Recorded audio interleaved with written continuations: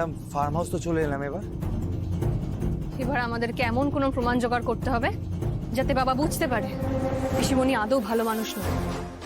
বাবা তো কোনোদিন আমার কথায় বিশ্বাস করবে না, তাই পিসিমণি যাকে আটকে রেখেছে তার মুখ থেকে এবার সত্যিটা শুনবে।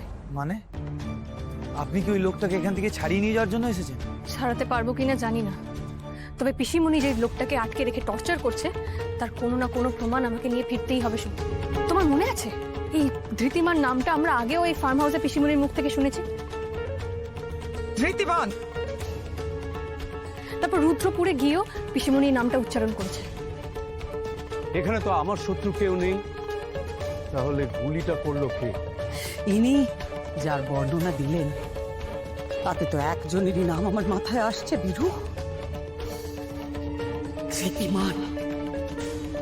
বলেছিল এই ধৃতিমানই নাকি বাবার উপর গুলি চালিয়ে অ্যাটাক করেছে, কিন্তু আদৌ কি করেছে? কে এই ধৃতিমান? এই সব উত্তর আমাদের খুঁজে বার করতেই হবে।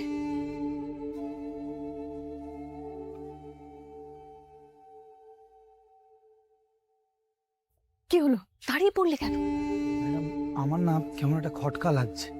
কিসের খটকা? ম্যাডাম আপনি একবার ভেবে দেখুন না, আমরা আগের বার যখন ফার্ম হাউসে এসেছিলাম তখন কত সিকিউরিটি ছিল, চারিদিকে রঞ্জিনী ম্যাডামের পোশাক গুন্ডারা ছিল। তারা এখন কোথায় ম্যাডাম? কেউ তো নেই। কেন যাই না ম্যাডাম, আমার না ভয় লাগছে। এটা রঞ্জিনী ম্যাডামের কোনো প্ল্যান নয় তো আমাদের ফাঁসানোর জন্য? না, আমার মনে হয় সিকিউরিটি সরেনি, সবাই বোধহয় ফার্ম হাউসের ভিতরেই আছে আজকে। ওই লোকটাকে পিসিমণি আরো কড়া পাহারায় রাখছে, আমাদের খুব সাবধানে ভেতরে ঢুকতে হবে। শুভ চলো।